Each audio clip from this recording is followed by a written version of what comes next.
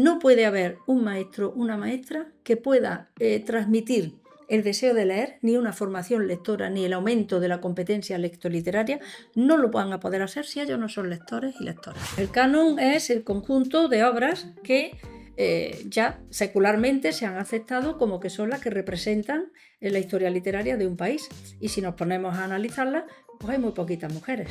Son muy escasos los poemas de mujeres que aparecen, y en los casos en los que aparecen, pues suelen ser casi siempre las mismas que han estado en las antologías.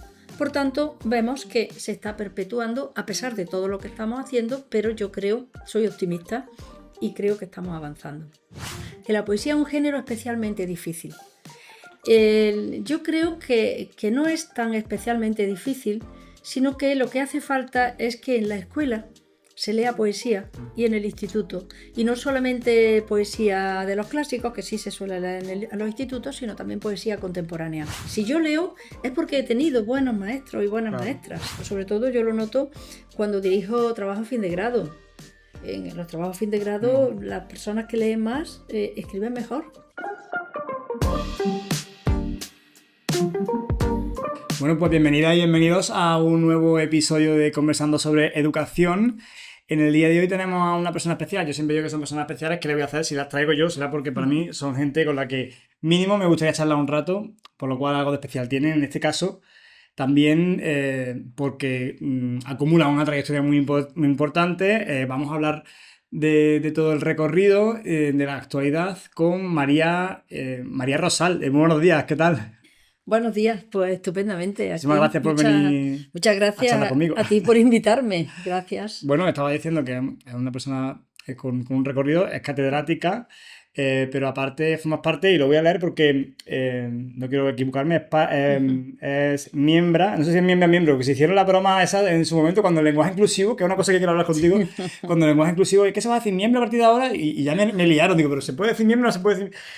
Pues no nos compliquemos demasiado, porque la lengua nuestra es tan rica que si quieres evitarte el problema, puedes decir que formo parte de la Real Academia. Fíjate qué fácil, se acaban los problemas. Es sencillo. Pues formo parte de la Real Academia de Ciencias, Bellas Letras y Nobles Artes de Córdoba, que como mínimo en la tarjeta de presentación mola ponerlo. Así que, bueno, vamos a hablar de muchas cosas, evidentemente de literatura, ya es catedrática de literatura, si no me equivoco, de literatura, de didáctica. ¿no? De didáctica de la literatura. De didáctica de la lengua y la literatura. De la lengua y la literatura. Por lo cual el podcast de hoy va a versar sobre esa parte de la educación tan importante, porque al final vemos que un caballo de batalla que se ha de dar con bastante fuerza en la escuela de primaria, que es un ámbito donde muchas veces vemos que la comprensión lectora está menguando en determinado grado. Así que el día de hoy lo vamos a enfocar en eso, la importancia de la literatura y un poco el recorrido que tiene, como decíamos, María Rosal, porque hoy ya estamos en otro momento histórico, pero en tu momento, y no es por poner de relieve la edad, sino porque, hombre, es algo también a destacar. En tu momento no sería muy común que una persona, además de Fernán Núñez, decidiese, no, yo me voy a dedicar a la literatura, una mujer, ¿no? Bueno, es más complejo, más largo quizás de explicar, pero yo lo voy a resumir. Bueno, primero yo me siento orgullosa de formar parte de la Real Academia de Córdoba. Es algo que agradezco. A mí me propusieron y me nombraron en el año 2003. Luego ya llevo en la Real Academia de Córdoba pues más de 20 años. Pero también en el año 2008 me propusieron y me nombraron miembro para formar parte de la Academia de Granada, de la Academia de Buenas Letras de Granada. Y en ambos casos yo hice discursos feministas, en ambos casos, que luego podemos entrar si queremos. Pero quería nombrarlo también porque le tengo un especial cariño a la Academia de Buenas Letras de Granada, en la que llevo también ya casi 20 años. Pero volvamos a la pregunta, ¿no? Sí, porque para hacer un poco un recorrido, contextualizar a la gente, que te conozcan y que vean un poco la trayectoria. La pregunta se sitúa en Fernán Núñez, en mi pueblo.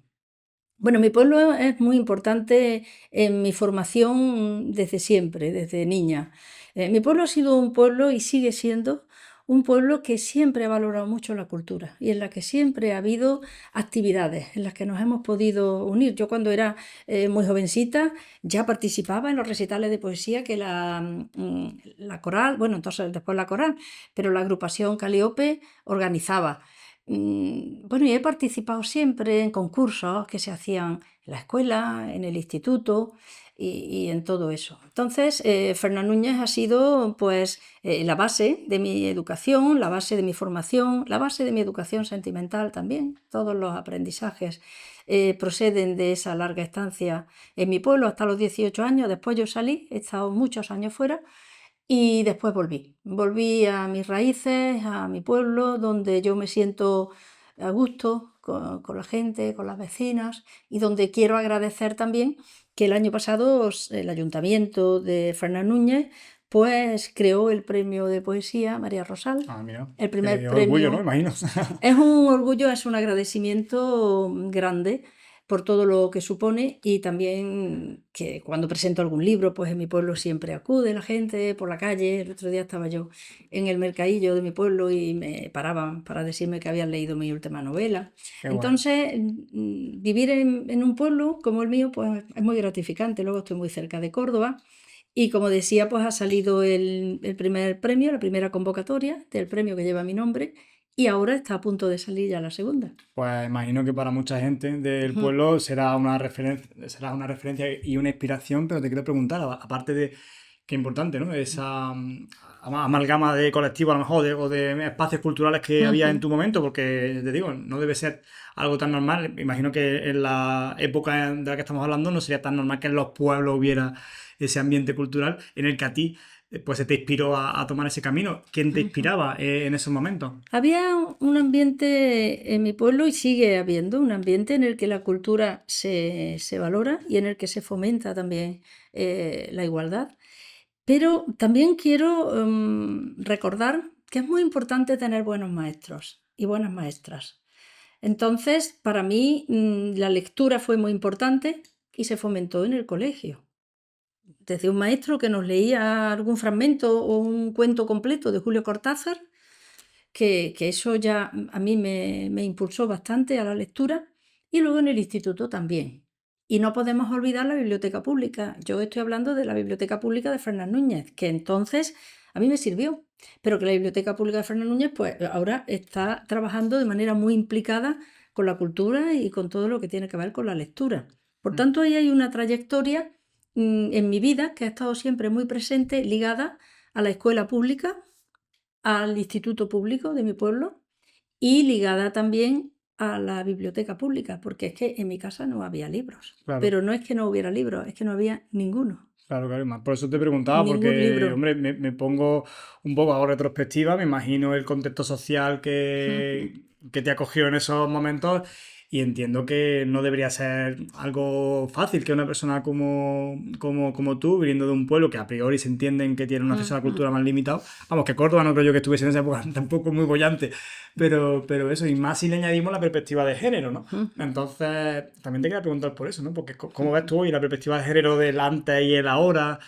Bueno, la perspectiva de género, si la relacionamos con la pregunta que me has hecho anteriormente, que cómo me iba a mí, pues bastante mal, en el sentido en que por el hecho, simplemente por el hecho de ser mujer, lo que se esperaba de mí era que encontrara un novio jovencita y que me casara y tuviera hijos. Si acaso que trabajara en la casa o bueno, en algún trabajo. Mi madre, por ejemplo, procuró enseñarme a bordar porque pensaba que bordando ajuares de otras personas, pues yo podría ganarme la vida. Porque claro, mi madre ha sido, bueno, ya no, naturalmente, pero en su juventud y en aquellos años que yo ya era jovencita, ya tampoco, pero antes ella había trabajado en el campo y entonces ella le parecía, lógicamente, que era un trabajo muy duro y no era lo que quería para mí. Pero mi madre tampoco aspiraba a que yo fuera a la universidad, porque tenía muy claro que en la escala social en la que yo estaba y en una casa en la que no había libros, ni tampoco había una trayectoria de nadie que hubiera hecho una carrera, y más siendo mujer, pues lógicamente no me estaban empujando para que yo fuera a estudiar una Claro, pues sí, me carrera. imagino que hay como muchas barreras. O sea, la barrera de formar parte de un pueblo, la barrera de Sí, las pocas expectativas a nivel universitario de una sí. familia, pues si no entiendo mal, humilde, ¿no? Por Humilde, esa parte. humilde, Entonces, que tú absolutamente decidas humilde. estudiar que decías, trabajar, ser independiente y encima una carrera literaria, ¿no? Que siempre el arte es como, pero bueno, ¿dónde vas a día de hoy se dice, ¿no? ¿Tú qué vas a Sí, estudiar? ¿No? Estudiar una ingeniería, una cosa operativa, ¿no? sí. Entonces me pongo y digo, no tendría que haber sido fácil tomar la decisión de irte encima a estudiar a otro sitio, ¿no? Sí, no, no fue fácil, pero fue enormemente gratificante. Yo recuerdo haber entrado a la facultad y haber sentido como que me entraba oxígeno. Eso lo recuerdo. ¿Dónde, María? ¿En qué facultad? ¿En qué ciudad? Yo, aquí en En Córdoba. Córdoba. Sí, yo estudié en la facultad en la que ahora también doy clases, en Ajá. la Facultad de Filosofía y Letras. Ujú. Esa fue mi facultad. Yo hice Filología Ujú. Hispánica. Y yo recuerdo haber sentido esa sensación de quitarme la asfixia del oxígeno y lo sigo sintiendo. Lo sigo sintiendo. Yo entro todavía a la facultad, no solo a la Facultad de Filosofía y Letras, que es mi facultad como alumna, incluso ahora como profesora, sino a la Facultad de Educación, que yo sola la he conocido ya como profesora, y a mí me sienta bien. Físicamente yo noto que respiro mejor. Yo que lo has dicho y te lo voy a compartir. A mí me pasa también con los libros, que son como, ahora no voy a recordar el nombre, la palabra, pero que son como una especie de objeto mágico que su presencia inspira a los que nos gustan. Entiendo que a los que Claro. no, pues verán ahí un cachivache, yo qué sé. Pero cuando tú estás en una biblioteca, yo cuando voy a estudiar en la biblioteca, que hablábamos antes del grupo cántico, yo tengo que hacer un esfuerzo para no pararme en la hilera de Claro. libros porque me están llamando. Son como, si nos imaginásemos este rollo de Hogwarts, ¿no? De Hogwarts, Sí, de te Harry hablan. Potter. Es como que pasas al lado y como que son libros que están susurrando, te ven. Tengo muchas cosas que contarte. Hay muchas páginas de gente que, bueno, pues para escribir un libro tendría que tener algo interesante que decir, ¿no? Entonces son como, si lo piensas materialmente, objetivamente, está muy estuchado ahí, está muy comprimido, pero son síntesis de cosas tan apasionantes y tan enriquecedoras que cuando las pones todas a un lado como que te atrapan, como que te chupan un poco. Te chupan, no, en ese sentido que tú Sí, planteabas como que sí, te oxigenan porque están como emanando, ¿no? Esa cultura, ese conocimiento y oxígeno. algo te llega, efectivamente. A mí me gusta decir oxígeno Oxígeno. porque abre la mente también. Sí, buena comparación, Sí, claro, claro. sí, sí. Y en ese sentido, justamente, ya metiéndonos un poco en la parte de tu recorrido como literaria, porque es que ha escrito, no se te puede encasillar, porque ha escrito tanto prosa como poesía, aparte Sí. ha sido profesora, de hecho catedrática, o sea que tienes diferentes ámbitos en los que te has desempeñado, pero también sé de buena tinta que actúa en la promoción de la lectura en diferentes ámbitos. Y por hilarlo con lo que estamos hablando, que a nosotros a lo mejor ya nos gusta por filia propia, pero ¿por qué somos tan pesados? Porque a la gente le gusta mucho el golf y no es tan pesada con el golf. Nosotros somos pesados con la cultura, nosotros desde las instituciones, desde Sí, las sí, sí. facultades. Quiero que hagamos un poco de didáctica, de pedagogía, el por qué la cultura consideramos, y la lectura en particular, consideramos que es tan importante en la formación de los individuos. Mira, te voy a hablar desde dos perspectivas, una como profesora de didáctica y otra como escritora. Como escritora, uno de los placeres mayores, de verdad, la satisfacción que procura ir a un colegio con niños y niñas que se han leído tus libros. Yo estoy yendo a los colegios con este libro, con el de Los felpudos nunca mienten y también con El secreto de las patatas fritas. Bueno, pues cuando yo llego a un colegio con este libro o con el otro, da igual, porque cada uno tiene su público, eh, esas personas que han leído, que conocen a los personajes, que tienen dudas, que tienen preguntas, que además cambiarían algo del libro, porque los niños y las niñas de primaria son absolutamente osados y a ellos no los convences. Ellos tienen sus ideas clarísimas. Eso es una maravilla. Y como profesora, yo creo que la función principal del profesorado, de cualquier persona que se dedique a la educación, de cualquiera, pero como estamos hablando de lectura, pues la función nuestra fundamental es participar, ayudar en la construcción de personas críticas, que nuestros estudiantes aumenten su competencia crítica. Y esa competencia crítica se aumenta considerablemente con la lectura. La lectura te transforma, la lectura te hace tener nuevos puntos de vista, te hace ser capaz de expresarte, te hace también tener herramientas para no caer en los bulos, y ahora es muy difícil, incluso aunque tengas herramientas o creas que tienes herramientas, Es muy difícil caer porque es muy sofisticado el mundo Ujú. que nos rodea y toda la mentira, como se está construyendo tantas mentiras con tantas herramientas a las que muchas veces ni siquiera tenemos acceso o no podemos reconocer. Por tanto, la lectura yo creo que es uno de los instrumentos fundamentales para construir una persona crítica, para Mm, ayudar en Sí, la sí, desde construcción. luego. De hecho, pensándolo, es verdad que es un objeto analógico que nos acompaña a la humanidad desde hace ya muchos años. De hecho, la historia se concibe como el inicio de la escritura, ¿no? Entonces, pues pareciera que está desfasado. Sin embargo, ahora vemos pues, la inteligencia artificial o otros dispositivos que nos asombran. De hecho, se habla del síndrome del objeto brillante, que es cuando descubres algo y te apasiona por lo tecnológico, pero no entendemos lo sofisticado que es un libro y no entendemos los procesos que se producen en nuestro interior cuando estamos leyendo. O sea, es muy sofisticado y a nivel tecnológico es brutal, porque tú cuando estás leyendo estás aumentando tu capacidad de entender el mundo por página, en el sentido de que tú tienes a tu alcance como humano tu experiencia que te dan tu sentido y el recorrido en el espacio-tiempo. Eso es lo que tienes. Ahora, la lectura borra ese límite y te da todos los límites, como te decía, que todos esos libros de personas muchas veces dicen, no, es que yo la teoría. Vamos a ver, la teoría es práctica digerida. Es decir, un libro es la práctica de un señor o de una señora que lo ha puesto por escrito, lo ha sistematizado, en ese sentido te lo ha puesto incluso más fácil para que tú apliques. Entonces, hablando de tecnología, de IA, es como si tú en vez de un ordenador que tiene 16 gigas de RAM, tuvieras miles de gigas de RAM. Y en vez de computar, ahora se habla de los tokens, la IA, el contexto que maneja se habla por tokens, ¿no? Son como monedas.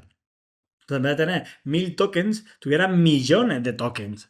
Eso, como es un objeto, insisto, analógico, a priori arcaico, pues tú dices, bueno, pues no, yo quiero mi móvil, mi Instagram, mi historia, pero no, entendamos la profundidad de lo que ocurre cuando leemos. Hay una palabra que no hemos dicho todavía, que es la palabra placer, que yo siempre uno a la palabra literatura y a la palabra lectura. El placer de la lectura, el placer de la literatura. Yo en ese sentido siempre le digo a mis estudiantes, y bueno, yo he trabajado con estudiantes de universidad en los últimos 18 años de mi vida, o 19, pero en los 20 años primeros, yo fui profesora en varios institutos. Y entonces yo he trabajado siempre mucho el tema de la lectura, sobre todo en los institutos. Y yo creo que en los institutos es muy importante que se trabaje. En la universidad también, por supuesto. Pero en la universidad ya nos llegan estudiantes que son mayores, que Ya ahí son se recogió lo autónomos. sembrado, como yo digo, ¿no? En la universidad ya. Pero en los institutos hay que trabajar muy a fondo. Y sobre todo yo creo que hay que trabajar con todos los géneros, ¿no? La narrativa, la poesía, el teatro, y hay que trabajar también desde el placer. Es decir, Importante, ¿no? Señalarlo, sí. provocar esa corriente para que las personas disfruten con un libro, ¿no? Y Mm, eso hay que trabajarlo, eso no es espontáneo, mm, porque es verdad que vivimos en una sociedad altamente tecnificada en la que el libro pues, pudiera parecer de otra época. mm. Pero comprobamos que no es así, que no es así. Aparte que no hay ningún problema en leer en un libro electrónico, que no Claro. hay ningún problema, que no tenemos que leer siempre en papel, ¿no? Pero en fin, la cuestión de la lectura, si hablamos de novela, estamos hablando de la construcción de un mundo, de la construcción de un mundo y de unos personajes. Yo como lectora, por ejemplo, cuando accedo a una novela o a un libro de relatos, lo que siempre busco, y si no me decepciona y puedo dejar el libro sin leer, no tengo ningún problema, puedo dejar un libro sin terminar, Sin problema. pero sí busco que la historia diga algo que me concierne, algo que tiene que ver conmigo y sobre todo que los personajes no sean planos, que no me estén contando una historia que sea esquemática, sino que necesito esa profundidad psicológica de los personajes para que sean verosímiles en ese mundo que se ha construido y que con el que nosotros, como lectores y como escritores, establecemos un pacto narrativo. Ujú. Entre escritor y lector se establece un pacto narrativo según el cual todo lo que se dice dentro de esa obra reúne esas condiciones de verosimilitud para poder entenderlo. Ocurre igual con el cine. Pero, insisto, el placer de la lectura, los buenos libros, por eso yo también le insisto a mis estudiantes, los que van a ser futuros maestros, que tienen que ser lectores. Bueno, yo le insisto en dos cuestiones. Dos. Una, la necesidad ineludible de ser lectores continuamente, su vida, el hábito lector, porque no puede haber un maestro, una maestra que pueda transmitir el deseo de leer, ni una formación lectora, ni el aumento de la competencia lectoliteraria, no lo van a poder hacer si ellos no son lectores y lectoras, no pueden. Y luego otra cuestión en la que yo también suelo hacer hincapié es en que hablo ahora de los estudiantes de magisterio, que es quizás con los que más estoy yo, ¿no? Que tienen que tener las competencias lectoliterarias suficientes y su incremento continuado, no pueden quedarse atrás, para ser capaces de diferenciar la literatura del mercado. Qué bueno. Por, Sí, no, me eso parece es una muy, muy buena distinción. eso es muy importante, porque si solo nos limitamos al mercado, el mercado nos está ofreciendo muchísimos productos y desde luego muy bien realizados, desde una perspectiva de la ilustración, desde la perspectiva del marketing, todo eso está muy bien hecho. Pero luego cuando coges el libro, a mí me da igual que sea de poesía como sea narrativa, estoy hablando ahora mismo de literatura infantil, coges el libro y dices... han pasado varias cosas. O bien que este escritor, si es un escritor famoso, ha hecho un libro de literatura infantil y no se ha preocupado de darle a sus lectores lo mejor de sí mismo, sino que lo ha hecho en un ratito que me quedaba, vamos también a sacar por aquí algo.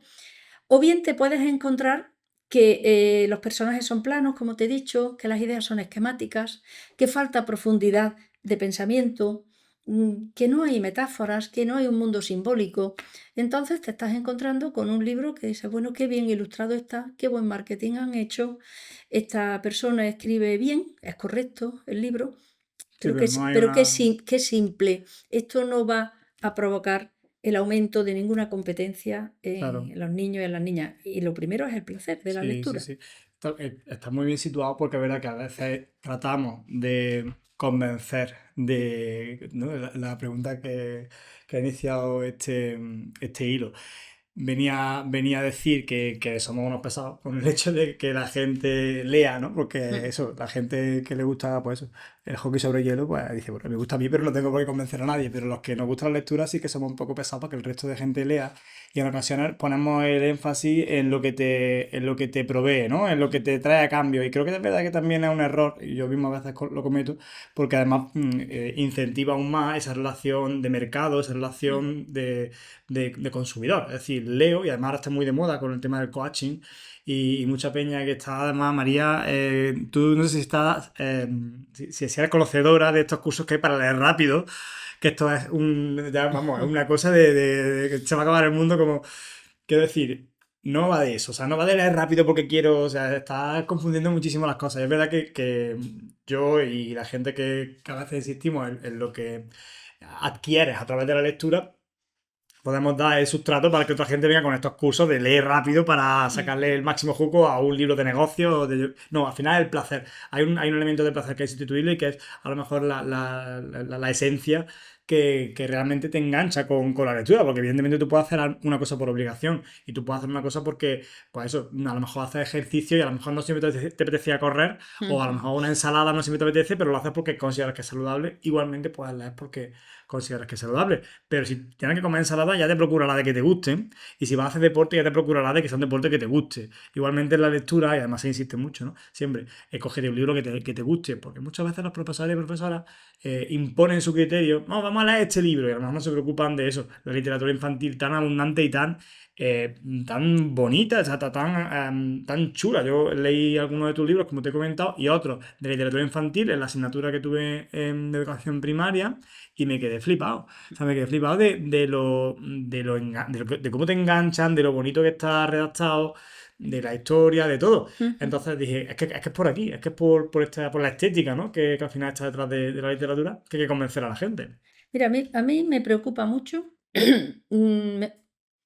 más bien me preocupan los estudiantes de magisterio especialmente, más que los de secundaria, más que los que van a ser profesores y profesoras de secundaria, porque veo que el hábito lector no lo tienen, no lo tienen. Entonces me preocupa mucho porque si no leen, no van a poder luego realizar ese trabajo en la escuela. O sea, un maestro que no sea lector no es un Claro. maestro completo. Pero Así, además así que de la radical. figura que estábamos, es que, o sea, para transmitir bien la figura, o sea, nosotros cuando vamos a un policía o un bombero, si lo viéramos con barriguita, fondón, Sí. mayor, Sí. nadie confiaría en esa persona en su quehacer profesional. Igualmente, una persona lectora, yo cuando iba a práctica, a veces lo hacía de adrede, iba con un libro en la mano. O sea, que cuando que me vean con un libro en la mano, que me vean un ratito le echando un vistacillo a un libro, es lo que estás diciendo, si no es una cosa que forma parte de tu identidad como docente. Es que hablamos de literatura infantil, pero es que tenemos que hablar de los clásicos también. Sí, sí, sí. Entonces, yo defiendo absolutamente la literatura infantil, que todavía, incluso en el ámbito académico, hay quien la considera como de segundo orden.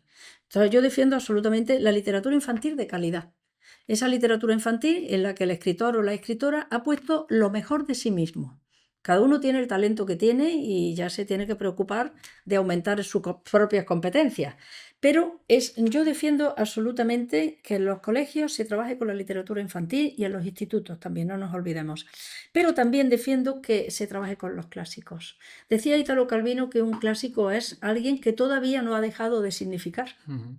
Y esos son los clásicos. Hay que ir a la lectura de todos los clásicos, especialmente yo en el instituto trabajaba con el Siglo de Oro, que es una maravilla, ¿no? Con la picaresca, que está tan de actualidad, por otra parte, con tantos problemas como hay. Entonces, defiendo que se trabaje con los dos, tanto con los clásicos Claro, no es como con la excluyente. literatura Ya es el infantil y docente también juvenil. que sabe, el docente tiene que interpretar su clase, su grupo, si tiene que empezar por un lado, si tiene que empezar por otro.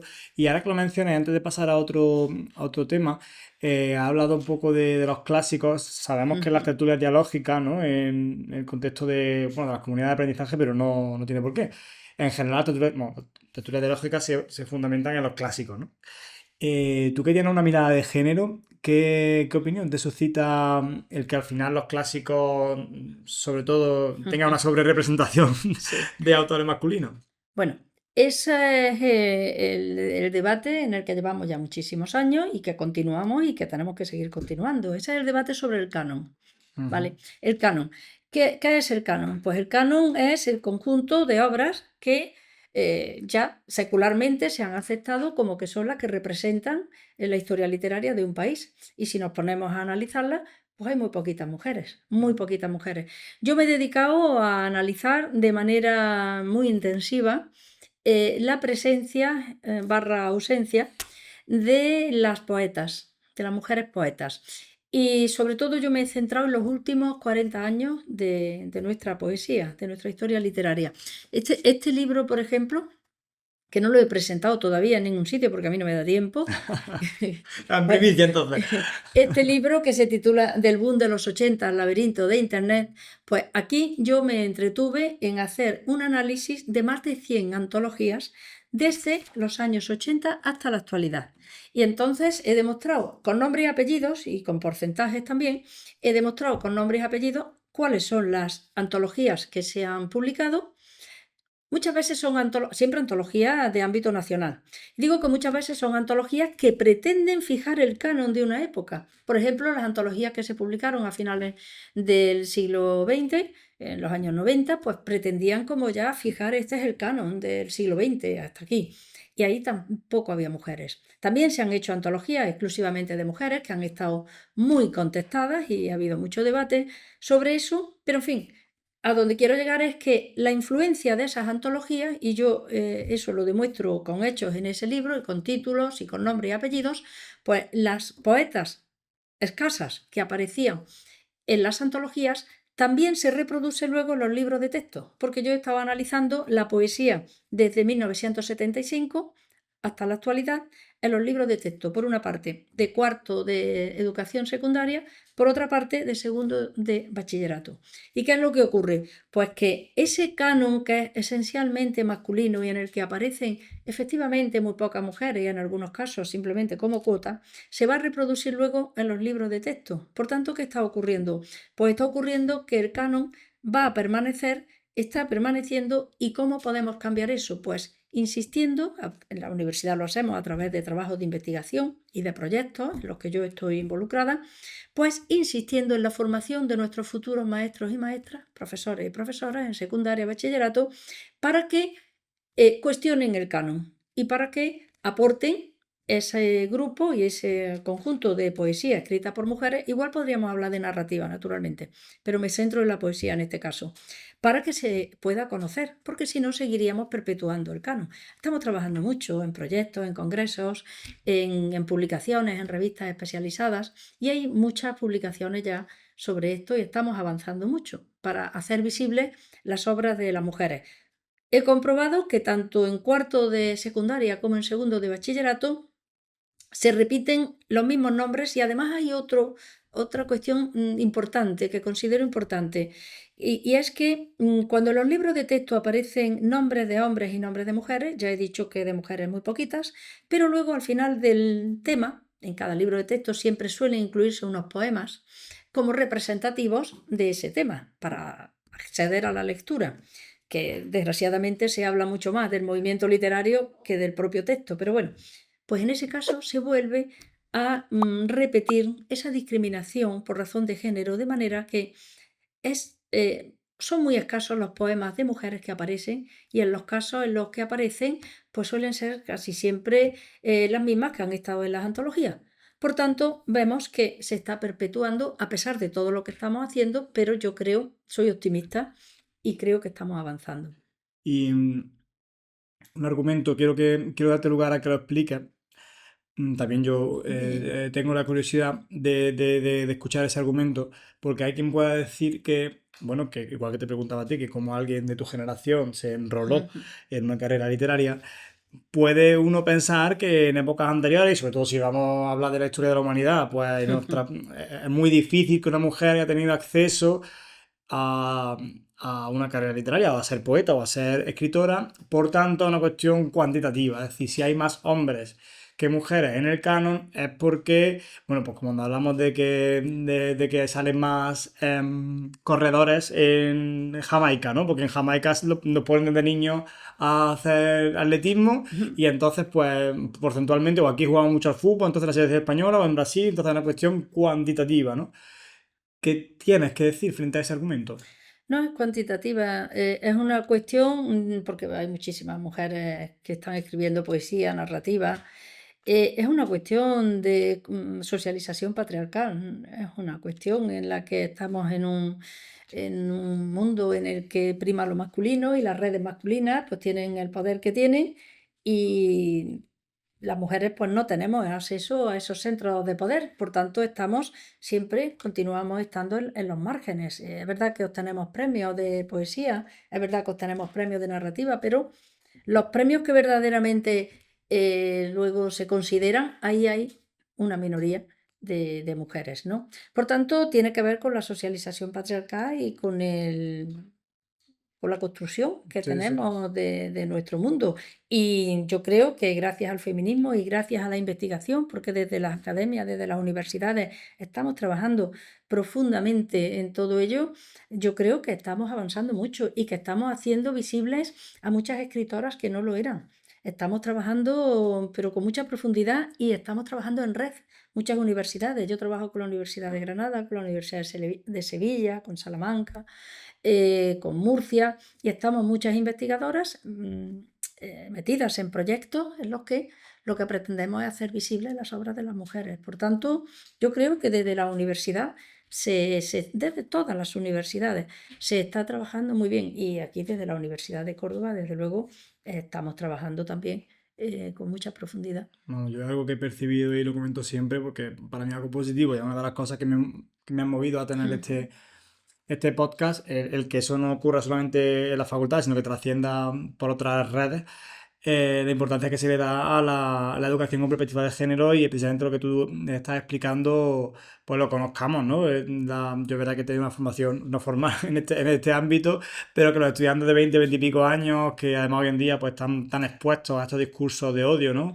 De reacción antifeminista, tan peligrosos, tan poco fundamentados, pues tengan un contexto en la facultad que les permita conocer pues, qué hay detrás, ¿no? Ser críticos con este canon como hablamos. Pero no quería dejar tampoco pasar la oportunidad de que nos estimulase ante la lectura de la poesía, porque yo mismo que soy un gran lector, la verdad que mi madre hizo bien dándome aquel mortadelo, el mortadelo de Filemón desde chico. Eh, Mortadelo y Filemón es sagrado. hombre, yo, ha sido En, mi en, aprendizaje a la lectura. en mi casa, Mortadelo y Filemón tienen un altar de Hombre, lectura porque mis hijos han crecido leyendo Mortadelo y Filemón. claro, es de Cero del Y Percebe, o sea, hay sí, también, un también. mundo Sí. literario también, un mundo de Y Asterix también. Y Esteri han también, sí, crecido, sí. mis hijos han crecido leyendo cómics, porque a mí me parece que el cómic, no hemos hablado del cómic todavía, da igual, pero lo que quiero decir es que a mí me parece que es muy importante el Sí, cómic sí, es verdad también. que cuando somos nenes, pues hombre, a ver, nos viene bien la o sea, quiero decir, Sí, la viñetita, los sí. bocadillos, pues te ayudan a Yo, que la lectura sea más yo entretenida. recuerdo cuando yo estaba en el instituto como profesora que a veces me llegaba algún padre o alguna madre y me decía, mi hijo no lee, es que está todo el día con el cómic. Y yo decía, pues está leyendo, Vamos dejadlo a saber, que está claro. leyendo. No, Hombre, hay obras, igual que has dicho antes, que hay gente que no considera la literatura infantil como literatura. mm, Hay obras de cómic que, no, no. evidentemente, hoy en día son novelas gráficas, ¿no? También se El habla de. cómic, la novela gráfica O sea, son hay fantásticos, verdaderos cumbres de la literatura, como es Watchmen, por ejemplo, que me se sí, viene a la cabeza, Persepolis, o en fin, ahí. son fantásticos para la animación a la lectura por placer, Claro. claro que sí. Respecto a lo que decías antes, que te iba a comentar de la perspectiva de género. Mira, cuando yo era estudiante de secundaria, de bachillerato, ¿no? Yo recuerdo que yo leía a Gabriel Celaya, que me gustaba mucho. Bueno, leía a Machado, a Lorca, a Hernández, a Miguel Hernández, que siempre yo creo que dejó mucha huella en mí, incluso a la hora de concebir el lenguaje poético. Yo creo que me influyó mucho porque hubo una época en mi vida que lo leí mucho. Pero decía que en aquella época que recuerdo haber leído, que se llamaban los poetas sociales, a, a Gabriel Celaya y a Blas de Otero, que me encantaba, me sabía sus poemas de memoria. Sin embargo, tuve que terminar una carrera de filología hispánica, tuve que acceder a un instituto como profesora y todavía más ahora, ya como persona que va buscando las obras de las mujeres desde hace muchísimos años, para llegar a la obra de una magnífica poeta de la misma época, coetánea de ellos, que es Ángela Figuera Emerich. Ángela Figuera a mí me parece absolutamente central en su pensamiento y de actualidad en este momento. Y sin embargo, en nuestros libros de texto no estaba. Estaban, si hablábamos de poesía social, dos hombres.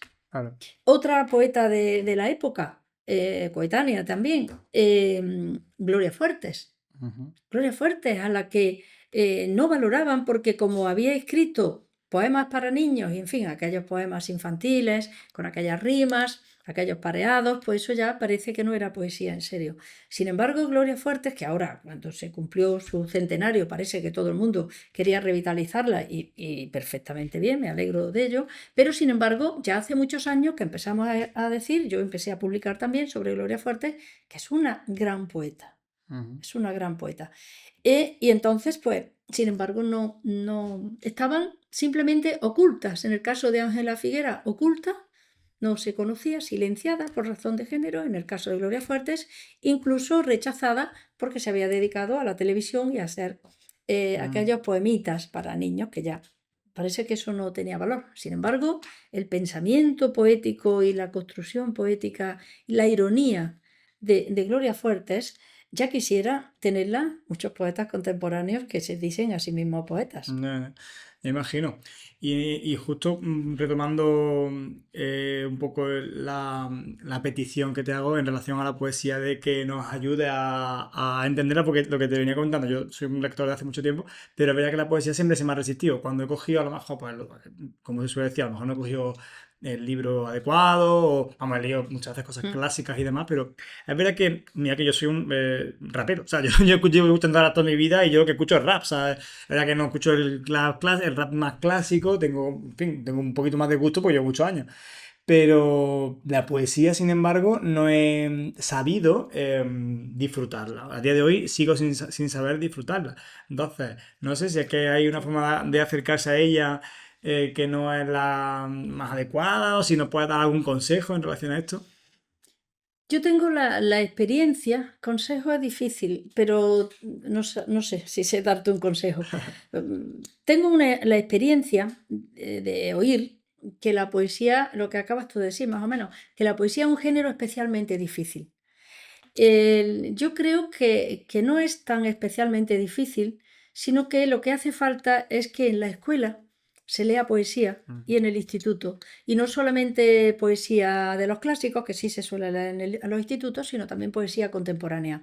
Quizás la poesía pueda necesitar un acompañamiento, y yo creo que hoy en día el acompañamiento hace más falta que nunca, porque ahora mismo todo el mundo puede publicar en Internet. Y entonces nuestros estudiantes pueden estar muy confundidos, porque Claro. puede ser que estén pensando que poesía es algo son ripios, o es algo muy plano, Claro, muy, claro. muy Por eso vuelvo, simplón, que tú ¿no? a veces lees poesía y o es muy basiquita, yo te digo, Sí. y la lees y dices, vale, me he enterado, pero tampoco me está epatando. Mm. O a lo mejor sí que intuye una estética literaria, una estética, una retórica, y lo intuyes, pero no lo pillas, no está. Y hace poco escuché, no sé si van por ahí un poco los Mm. consejos que se podrían dar en relación a esto, que no lo sé, pero lo pongo en la mesa, de que una poesía nunca se lee una sola vez, de que una poesía no es de una lectura explícita, que hay que saber encontrar las metáforas en cada línea. Entonces, no sé si es eso que requiere, pues eso, sentarse, que tú dices, bueno, si una lectura, a lo mejor, ¿no? Digo yo, una lectura de una novela, tú estás yendo tiki, tiki, tiki, estás tú teniendo la cadencia de lectura, estás yendo pum, pum, pum, claro, te enfrentas a un poema y dices, bueno, si esto es una hoja, pues pum, ¿no? Y me lo quito de en medio. Y a lo mejor no, a lo mejor otro rollo, a lo mejor como pongo un ejemplo, ¿no? Como el vino, que el vino, porque tenga menos contenido que una cerveza, no le pega dos sorbos y te lo da, ya está. Sino que hay Eh, que eh, saborearlo, hay que, no sé. el tema es complejo o sencillo, según queramos plantearlo. Quiero decir con esto que a mí lo que me resulta más importante es la función del maestro, de la maestra, del profesor, de la profesora. Porque yo creo que esa labor compensatoria de la escuela hay que hacerla. Porque hay familias en las que no hay ningún libro, como era mi caso. Hay familias en las que a lo mejor sí los padres entienden que la lectura es importante, pero vienen muy cansados de trabajar y no tienen tiempo. Entonces esa labor compensatoria mm, social, que es importante para la igualdad de las personas, Claro. esa labor compensatoria le corresponde a la escuela y al instituto también, lógicamente. Entonces vuelvo a lo que me parece más importante, la formación que deben de tener nuestros estudiantes. Ahora hablo como profesora, después voy a hablar como poeta. Tienes diferentes Porque personalidades. tengo ahí dos campos de Dos actuación. facetas. Pero como profesora, y más como profesora universitaria, yo creo que los estudiantes, tanto los de magisterio como los otros estudiantes que tenemos en los másteres, que luego van a dar clases en institutos de lengua y de literatura, esas son las personas importantes en las que debemos de construir esa conciencia para que sepan lo importantes que son para acompañar. Y ahora hablamos de la lectura de poesía. Para acompañar en la lectura de cualquier género, pero quizás de poesía más por eso mismo, porque como ya viene con ese lastre de que parece más difícil, y luego también hay gente que lo hace más difícil, que hay de todo, ¿no? Pero hay que acercarse a la poesía con respeto, pero también desmitificando. Y decir, bueno, esto es un poema, funciona de esta manera, tiene que ver con el contexto, habla, dialoga con otros textos, y para eso necesitamos maestros, maestras, profesores y profesoras bien formados y lectores de poesía. Si no, no van a ser capaces de Claro. hacerlo. Y eso lo digo como profesora. Como poeta, pues me preocupa que ahora todo el mundo es poeta. Entonces, yo recuerdo a un gran maestro que fue el profesor Pedro Rosso, que ya no está con nosotros, pero que él ha sido profesor de instituto durante muchos años y que hace también más de 20 años pues nos dio unas clases de poesía en las que aprendimos mucho. Clases de lectura. Leíamos, hablábamos, y ahí estábamos un grupo de amigos de Córdoba y recuerdo que él decía algo muy importante. Uno no puede decir de sí mismo que es poeta, sino que eso lo tienen que decir los demás. Pero hoy en día, pues todo el mundo es poeta y en internet tenemos todo, los chavales se encuentran, buscan por su cuenta. Entonces, para esa ceremonia de la confusión, para que esa ceremonia de la confusión no permanezca, necesitamos volver a lo que decía al principio, un profesorado que sea lector, que tenga esa competencia bien afianzada.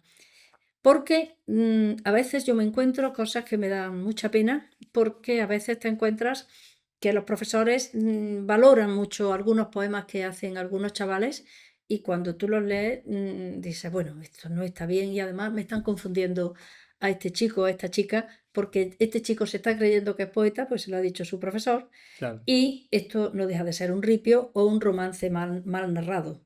claro. Un romance mal narrado, que nos lo Sí, encontramos. sí, sí. Entonces, es muy peligroso. También crear unas expectativas en nuestros estudiantes. Es muy importante que si un chavalito de instituto te llega, una niña muy jovencita y te dice, mira lo que he escrito, yo siempre que me llega alguien así, la siguiente pregunta es, ¿qué estás leyendo? Ujú. ¿Qué es lo último que has leído?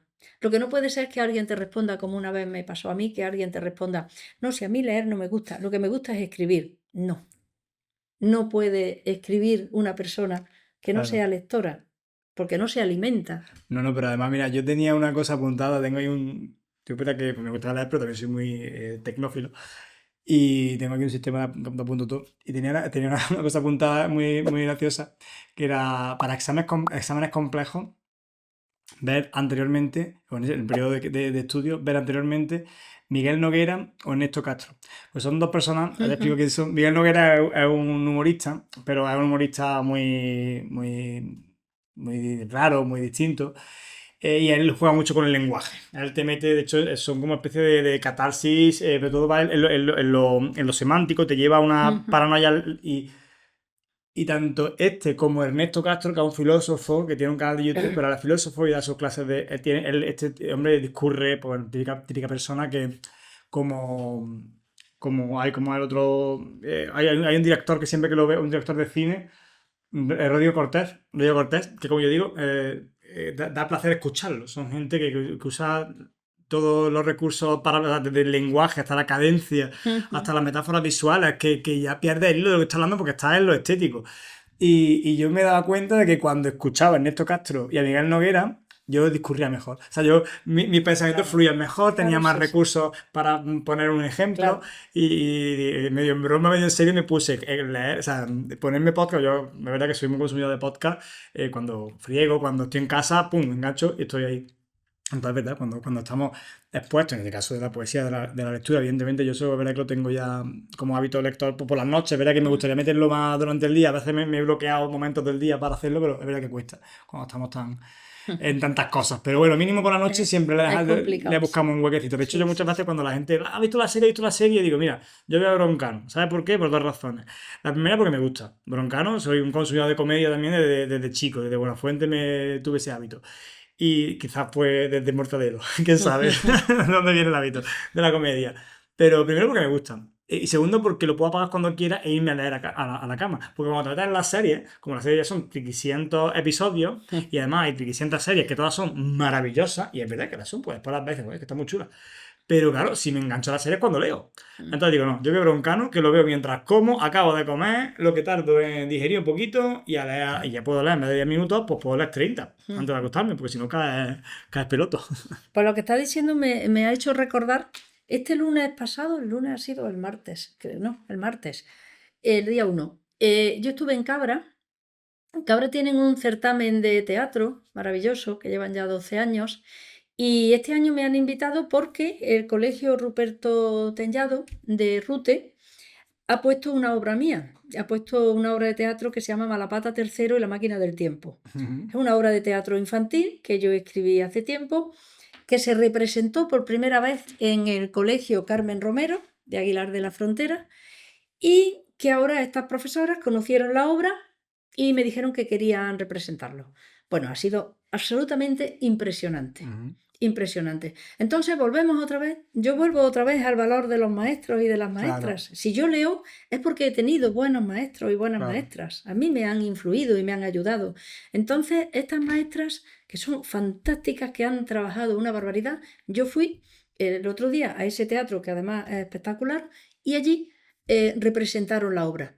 Eso no se le puede olvidar a esos niños y a esas niñas en la vida. Claro. Han leído la obra, luego han tenido que hacer sus trajes, han tenido que ensayar, llevan todo el curso preparando. El valor del teatro en la escuela yo creo que muchas veces se nos está olvidando. Es verdad que Y antes, no sé ahora porque llevo poco tiempo de práctica y no tengo tanto recorrido, pero antes yo recuerdo en mi vida escolar que era algo muy sí. presente, que hacíamos representaciones cada curso casi. Porque lo que pasa también, si yo comprendo perfectamente a los maestros que están en los colegios, porque tengo contacto con muchísimos de ellos, es que estamos encorsetados. A esta hora toca esto, a esta hora toca lo otro, y claro, sacar tiempo para ensayar una obra es un tiempo que se saca de donde se puede y al final de la piel de los propios maestros y maestras que están renunciando a muchas cosas de vida familiar, de vida personal, para volcarse en el teatro. Sigue siendo vocacional y no tendría por qué ser así. Pero sí quiero, ya que aprovecho este momento, para valorar el teatro y para valorar el esfuerzo que muchos maestros están haciendo.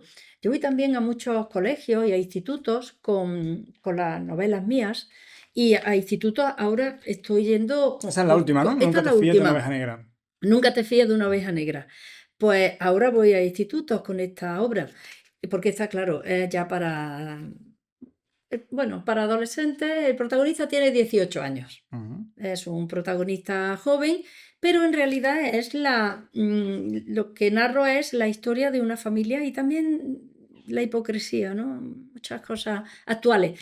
Trata también el tema de la violencia de género, aunque no es una novela propiamente de violencia de género, pero sí que lo trata, ¿no?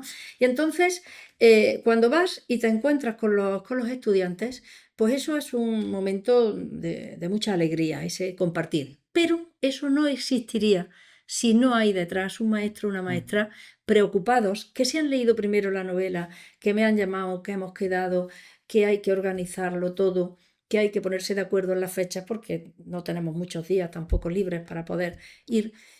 Sin esa dedicación, sin esos maestros o profesoras que se creen de verdad la lectura, Claro. no avanzamos. Y tiene que ser, tiene que ser natural, tiene que formar parte de su vida, porque si no, al final es que, claro, si es como a nosotros ahora, yo estoy en el grado de educación primaria y estoy en la mención de educación física y el profesor, Álvaro Moreno, le mando un saludo si está viendo este programa, lo trajimos también aquí, nos decía, tiene, no sé cuánta edad tiene, iba a decir, 60, creo que no sé si tiene 60 todavía, Álvaro, perdóname.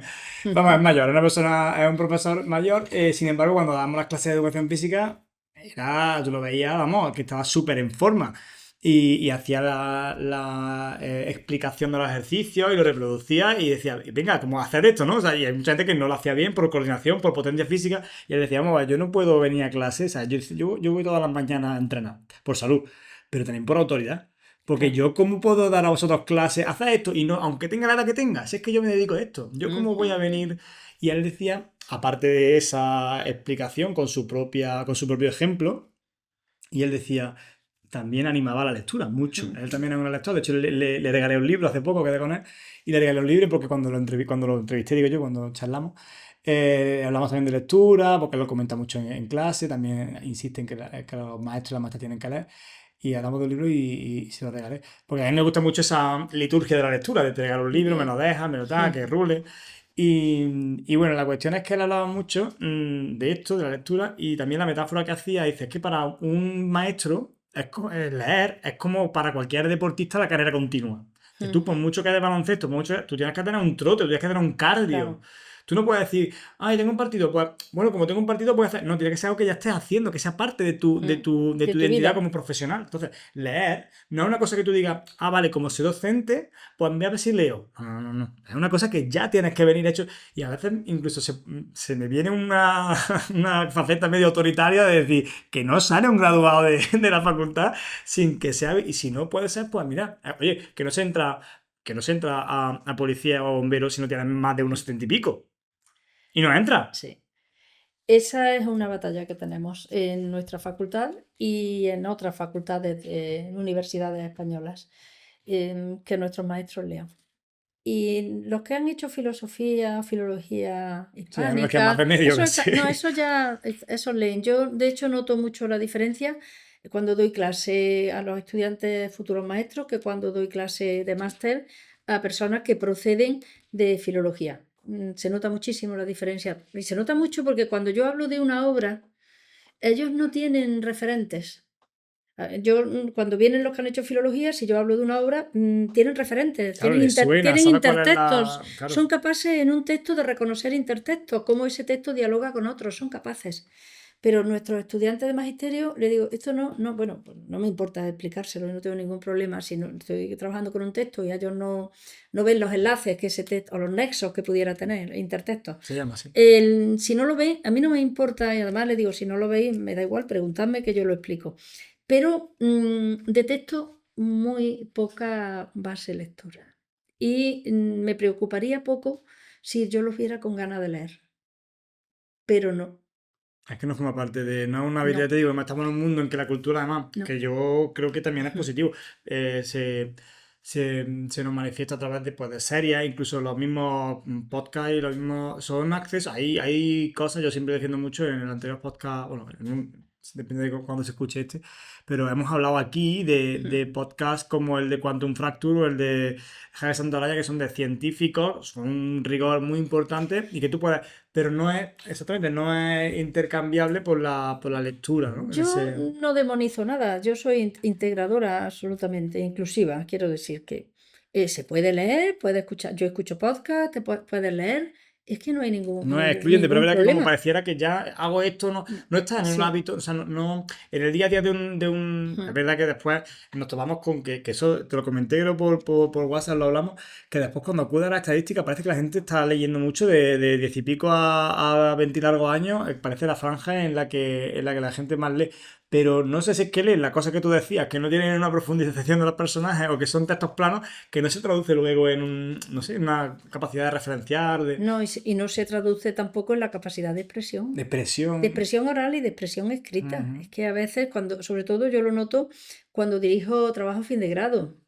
En los trabajos fin de grado, las personas que leen más escriben mejor. Claro, es que escriben no tiene mejor. más historia. Aparte de que la escritura académica no tiene nada que ver con la escritura literaria, o por lo menos son cuestiones distintas, ¿no? Pero a la hora de redactar, a la hora de exponer un pensamiento, no, les cuesta mucho. Claro. Ahí también hablaba con otro invitado, Manuel Ríos, justamente de que, entre otros causantes, otros factores que interfieren en esto, es verdad que cuando estamos en primaria no hablan suficiente los niños en clase y muchas veces como, cállate, no, como está todo tan constreñido, como veníamos diciendo, con las asignaturas, con el tal, con el cual, no sé qué, la organización, que ahí sí soy muy crítico con esa formulación de las clases, del orden que tienen los niños en pupitres, al final no está pues eso, lo comentábamos también, esa que infantil, la asamblea, forma parte del día a día de un nene, claro. Y cuando los metemos en primaria, de repente todas cállate y escucha, ¿no? Y de repente, no, es que lo pongo a exponer, sí, lo pongo a exponer, pero ya ahí lo que se tiene, como yo digo, eso, recoger los sembrados, pero no porque expongan van a desarrollar ese discurrir, esa capacidad de expresarse, y eso es toda primaria, después llegan a secundaria, después llegan a casa y en vez de bajarse al parque o lo que sea, están con el móvil, que todo se premia más el meme y la frase corta o el zasca o el emoticono o el sticker, más que... Entonces son como un conjunto de factores que hacen que después pues llegan a magisterio o a otras carreras que no sean especialmente de letras y no tienen ese hábito lector. Lo estoy notando en magisterio de manera progresiva cada año. Lo estoy notando cada vez más, que leen menos, y me preocupa mucho. Me preocupa mucho. Aparte que pueden estar con el móvil, si es que se puede hacer todo. Sí. Al final, de lo que se trata, yo creo, de alguna manera, es de ser capaces de motivar a nuestros estudiantes, pero si tú no estás entusiasmado con un libro, no lo puedes compartir, ¿no? Nosotros hemos tenido también proyectos aquí para leer en grupo, luego reunirnos, se apuntaban mucho, pero luego a la hora de la verdad venían muy pocos. Sí, el marcapágina quiere aprovechar para hacer un poco publi del marcapágina, el club de lectura de la facultad, para que lo buscáis en Google y lo apuntáis. Yo he estado participando en el marcapágina durante 2 años.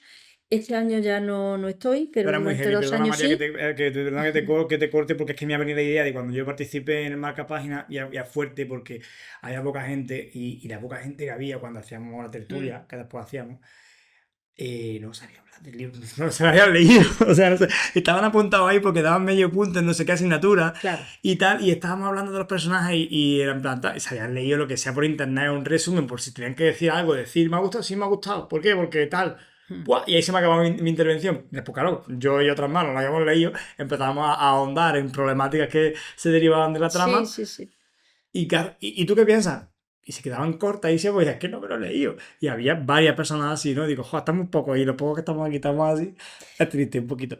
Pues eso, Ese es donde el diagnóstico, ese es el eso escenario. lo tenemos y tenemos, bueno, claro, dice, bueno, ¿y qué hacemos? El profesorado, ¿qué hacemos con esto? Bueno, pues hacemos proyectos, tratamos de motivarlos, pero tenemos que leer nosotros también, Claro.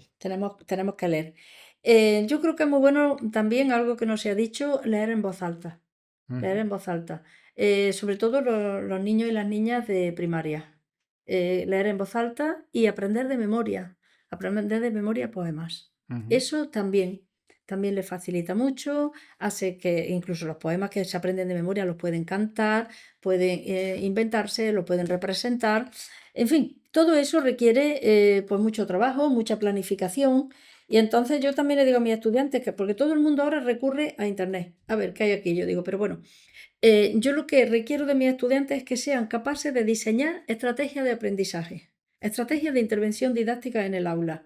Estamos hablando de literatura, pues estamos hablando de literatura. Si hablamos de otro tema, pues de otro tema. O sea, a mí me importa mucho que sean capaces de diseñar sus propias actividades. No que estén pendientes de un libro de texto, que muy bien, que los libros de texto, pues cuando están trabajando, el libro de texto está puesto en el colegio, muy bien. Pero ese es un instrumento, no el único, no el único.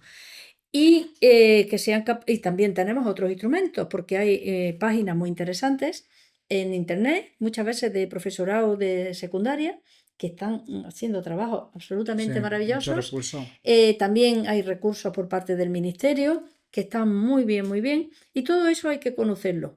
Pero esos son instrumentos. Tú, como profesor, como Tú eres el que profesora, maneja esos instrumentos. tienes que saber que esos son instrumentos, pero es muy importante que no olvidemos algo que tampoco hemos dicho, pero que me gustaría defender, que es la creatividad. Ujú. No podemos olvidar la creatividad del profesorado a la hora de diseñar los instrumentos de aprendizaje, de enseñanza-aprendizaje, y no podemos ignorar la creatividad, fomentar la creatividad de nuestros estudiantes. Este libro que lo que ha salido ahora también, que tampoco me ha dado tiempo a presentarlo, porque yo en los últimos años he escrito muchísimo, bueno, siempre he escrito mucho, porque como me gusta escribir, pues escribo. Pero este libro, por ejemplo, que se titula El menú de la literatura, lo que hace es proponer a maestros de primaria y también a profesorado de secundaria y bachillerato, proponer estrategias de lectura en el aula y sobre todo de creación literaria, pero me gustaría insistir cuando hablamos de creación literaria en la perspectiva en la que yo me sitúo. Yo me sitúo en la perspectiva de Gianni Rodari. Gianni Rodari, en su maravilloso libro Gramática de la Fantasía, Ujú. había un momento en que dice, ¿escribir para qué? ¿Para que todos sean artistas? Y él mismo se responde y dice, no, para que nadie sea esclavo. Qué bueno. Así es como yo entiendo que debe de trabajarse la escritura creativa en el aula.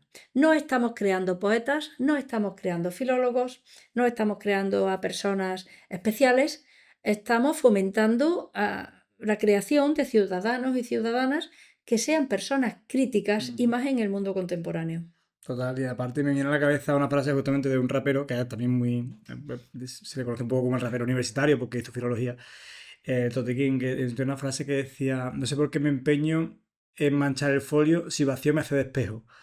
Y qué bonito. También de autodescubrimiento, ¿no? O sea, un folio en blanco, el tratar de escribir ese folio en blanco, ¿por dónde empiezo? ¿Por dónde va uno? Al interior. Pues bueno, estoy solo con mi folio, eso, quita de internet, quita, no, ahora vamos mucho a ChatGPT, ¿no? Que me escriba, no. Eso siempre hay que insistir en ello.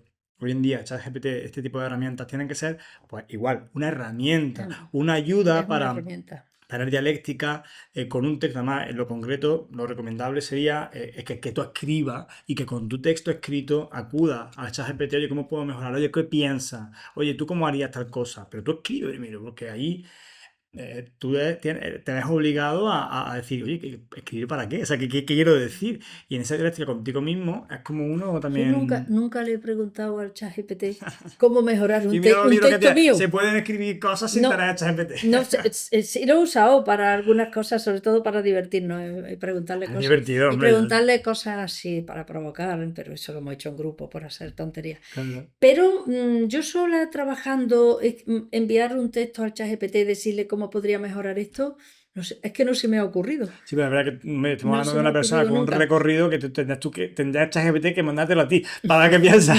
No, o sea, ¿qué decía? A mí no se me ha ocurrido. No, pero está claro, o sea, yo es verdad que creo que el uso tiene que estar muy circunscrito porque nos remontamos a esta parábola que nunca me acuerdo de qué texto, si no me falla la memoria, de Platón, hablaba bueno, de aquel ciudadano no sé si era el Imperio Egipcio, él hablaba, es que no, estoy tratando de acordarme del libro, no me acuerdo ahora. Pero bueno, era el hecho que narraba, era que le inventaban la escritura. Inventaba la escritura, entonces él le hablaba de la invención de la escritura. Y lo que le llevaba al faraón era, mira lo que he hecho, un papiro. Entonces en el papiro ya podremos escribir, entonces no sé cuánto. Y dice, te traigo este invento como para agasajarte. Pues, y déjame pensarlo, le dijo, déjame pensarlo que ya veré qué hacemos con esto. Y al tiempo pues lo mandó a llamar y lo asesinó, lo mató. Porque dijo que, o sea, lo que se quería transmitir ahí en esa época ya de Platón era que en la escritura, evidentemente esto hay que entenderlo como hay que entenderlo.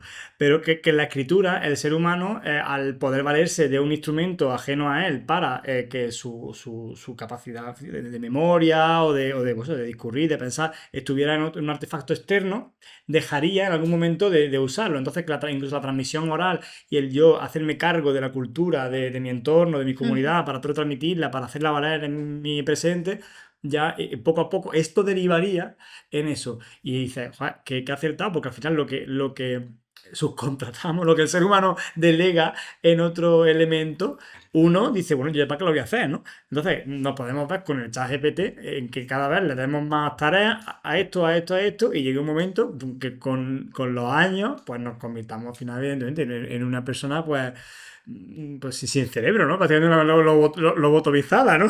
Una persona que se pueda sostener en pie, pero poco más, ¿no? Casi que la película está de Wall-E, ¿no? Tan bonita. La película de Wall-E donde salen los humanos en el espacio, pero que se mueven, ya no usan el cuerpo, están tan enganchados a la pantalla y son inútiles, porque claro, lo útil es porque en esa utilidad se fortalece, igual que yo voy al gimnasio y utilizo los músculos y finalmente pues se fortalecen. Y cuando voy a hacer alguna actividad, pues tengo esos músculos fuertes, pues igualmente el cerebro, la capacidad de pensar, de recordar.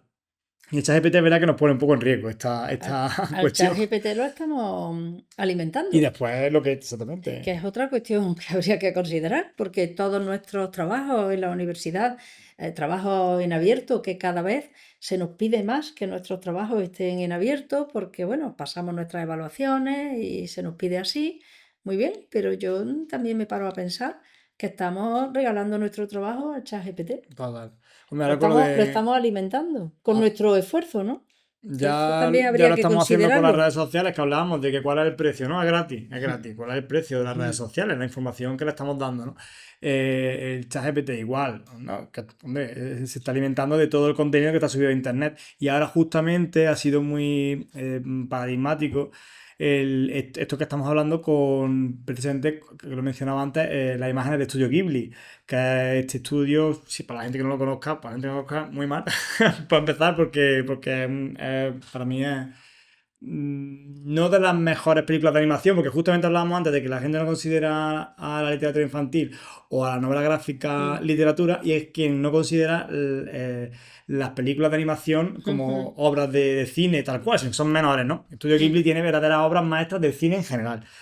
Por lo cual, si no, la gente que no lo conozca, le recomiendo que busquen. Y ese estilo que tienen ellos, pues ChatGPT sacó como una especie de, no sé, de herramienta particular que te hacía cualquier imagen que tú subieras, te decía, házmela estilo Ghibli, y entonces te la hacía en el momento, y era realmente bueno. Entonces se puso de moda, hashtag, en tendencia, todo el mundo lo estaba haciendo. Todo, bueno, la gente que no sabía ni siquiera lo que significaba, pero era gracioso. Y claro, lo paradigmático de eso es que para que el ChatGPT hubiera hecho eso, se había aprovechado del trabajo de Claro. Estudio Ghibli, que justamente, además, para colmo de males, este señor venía reivindicando en su obra, porque aparte de estéticamente, vamos, son obras maestras en muchos aspectos, pero su mensaje siempre era por la artesanía. Siempre dibujaban en un estudio que, a pesar de las tecnologías, lo hacían a mano. y por el medio ambiente. Eran sus Claro. dos grandes caballos de batalla. Y justamente con sus obras, o sea, con la copia de ChatGPT de su obra, se había usurpado la obra literaria de una persona que había estado años y de un estudio de China que llevaba años, pues de una se habían quitado. Y cuántos litros de agua sabemos hoy que consume la tontería de hacer imágenes que no nos sirven para nada más que por la risa, ¿no? Entonces, poquita broma con estas cosas porque tienen unas consecuencias muy chungas. Pues sí. La verdad, la verdad. Bueno, no quiero dejar que pasemos de alto una cosa que te quería preguntar, porque yo, entre las cosas que me gustan de la lectura, a través de la lectura accedí a la filosofía, evidentemente, que no deja de ser, mucha gente lo considera un género literario. Te quería preguntar, ¿tú tienes recorrido ahí? ¿Tienes autores que te gusten o es un campo que no has tocado en exceso? No, no me he movido yo en el campo de la filosofía. Lo que pasa es que me parece muy importante, naturalmente. Lo que pasa es que yo he sido una loca de la literatura toda mi vida, toda mi vida. Entonces, mis lecturas fundamentales han sido siempre literarias, que me parece fantástica Sí, sí. la filosofía y me parece muy necesaria. De vez en cuando leo alguna cosa, algún artículo, pero yo soy lectora literaria. Es que, Fundamentalmente como lectora, sí, sí. como persona a la que le gusta leer. Luego ya en mi trabajo pues tengo que profundizar pues en todo lo que tenga que profundizar, ¿no? Pero cuando yo me siento, lo que yo hablo de lectura placentera, para mí leer por placer es sentarme en un sofá tranquilamente y coger una novela y ya está. Sí, sí, sí. Es que, no, ya vale. Y Y es ya que te, está. te hacía un poco la pregunta porque justamente. O un, perdón, o un libro de poesía, o leo poesía, pues leo muchas, claro, también por mi trabajo. Pues yo estoy también en el jurado del Premio Andalucía de la Crítica y necesariamente tengo que leer mucha poesía, mucha novela también. Pero es esa sensación de sentarte con un libro en la mano y meterte en un mundo. Ujú. Eso te lo da más la novela que la poesía. Y vamos, y te puede llevar a sitios incluso más interesantes. Sí. Yo es que soy lectora de novela, de poesía, de ensayo. El ensayo me gusta muchísimo. No rechazo ningún género, ¿no? Ninguno. Y a la hora de escribir tampoco rechazo ningún género. Yo escribo lo que me apetece. Claro. Porque claro, como yo no vivo de la literatura, por si en algún momento me preguntaba, cuando hemos hablado si vivía, yo no vivo de la Yo he literatura. interpretado que al tener esta carrera de profesora en Ah, claro, secundaria y universitaria, he entendido que es una cosa que haces también que alimentará el hecho de que, absolutamente. escribas lo que te apetece, es que Sí, tú tienes un sueldo, digamos, te ganas la vida sí. como profesor y esto lo haces 100% por vocación y por amor, ¿no? Sí, así es. En mi caso sí es así. Yo estudié filología hispánica porque era lo que más me gustaba en el mundo. En ese sentido he sido una privilegiada porque he podido estudiar lo que más me gustaba. Y, y claro, hice oposiciones y al tener oposiciones pues tienes la tranquilidad Claro, de que digamos que tus gastos, tu hipoteca, los zapatos de tus hijos, las zapatillas, eso está cubierto. Y a mí eso me da mucha tranquilidad. Por tanto, yo puedo escribir lo que me da la gana, porque no tengo compromiso con nadie, con ninguna editorial, no estoy sujeta a nada. Si hago algún bolo porque me invitan, y me encanta hacer los bolos, de ir a un sitio, a dar una conferencia o a hacer una lectura de poemas, lo hago encantadísima, pero no tengo que estar como otras personas que conocemos que están esperando hacer un bolo para poder llegar a fin de mes. claro, Afortunadamente no es así, pero bueno, uno se labra su vida. claro. Yo he sido profesora, soy profesora y después he sido escritora. No es que no quiera ser escritora en primer lugar, que me encanta, pero como yo tengo claro que vivir de la poesía no se puede, pues a lo mejor alguna persona sí, pero sería muy poco sería, ¿no?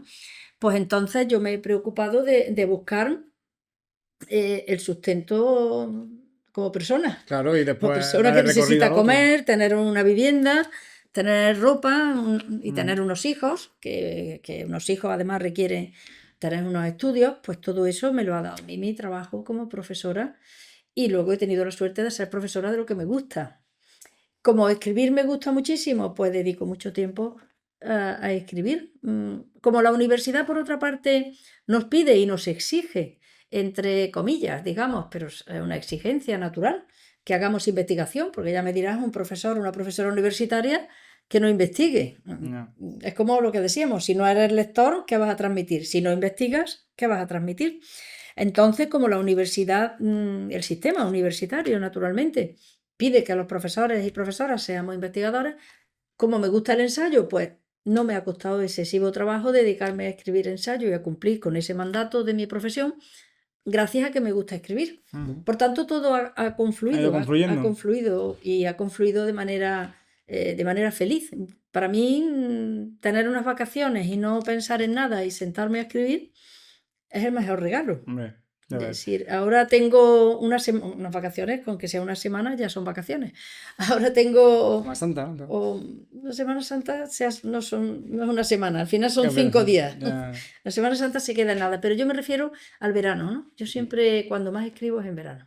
Me imagino, vamos, yo siempre tengo las verano. lecturas de verano, cuando tienes un poco el tiempo de Sí, verano, que es explayarte. cuando puedes decir, ahora puedo leer un libro sin que tenga que responder 5 correos. Bueno, es que ese imbuirte, ¿no? Ese efectivamente, como tú decías antes, de introducirte en una atmósfera. Yo muchas veces hay gente que lee en el móvil y es verdad que con el Kindle está sincronizado, puedes tener el Kindle y seguir. Pero digo, es que esta microlectura de cosas raras, es que yo necesito los minutitos esos donde estás entrando, estás desposeyéndote de tu cuerpo para meterte y eso en 2 minutos cuando estoy metiendo ahí me sacas, ¿no? O cuando te llaman y tú estás leyendo y dices, espera un momento, Sí. oye, que vamos a comer y tú... Es que no puedo ahora. Que no puedo ahora. Es un placer. Total. Eso Yo recuerdo, mira, una experiencia que recuerdo que fue muy, muy loca con la lectura. En general, se me han olvidado otras que a lo mejor también eran importantes, pero estaba leyendo Lectura Fácil de Cristina, ¿qué era? Fue un premio nacional de no sé qué. No me voy a acordar ahora. Bueno, Lectura Fácil, un libro que justamente va contra la lectura fácil. Y escribía tan bien la tía. Escribía tan bien, y además también a lo mejor el código que a mí me apetecía leer en ese momento, Claro. o en el tono que me apetecía, que yo estaba leyendo, disfrutando tanto que hubo un momento en que lo vi y dije, ¿cómo puedo estar viendo? Yo soy muy materialista, al final es filosófico. Y digo, ¿cómo puedo estar flipando tanto que estoy viendo un folio blanco sobre negro? ¿Cómo esto me está produciendo tanto placer? Que estoy sentado a escasos centímetros y únicamente lo que estoy haciendo es eso. ¿Cómo puedo estar experimentando? Y era la tía con su discurrir, además que era una trama muy basada era una novela en la que ella había decidido que eran 4 personas con discapacidad, pero que para enfrentarse al problema de cómo se expresaban esas personas que eran con discapacidad alguna intelectual, decidió que van a utilizar las 4 un vocabulario de catedrática. Entonces, en las 4, su película de discapacitada, de que era un mundo un poco loco, pero lo expresaban a través del lenguaje de una catedrática. Y entonces todo como muy sofisticado, el que escribía fenomenal, y yo estaba de verdad disfrutando, y es lo que estamos hablando, ¿no? Que ese placer donde estás absorto en el código es genial. Y bueno, vamos cerrando un poquito el episodio con ¿no?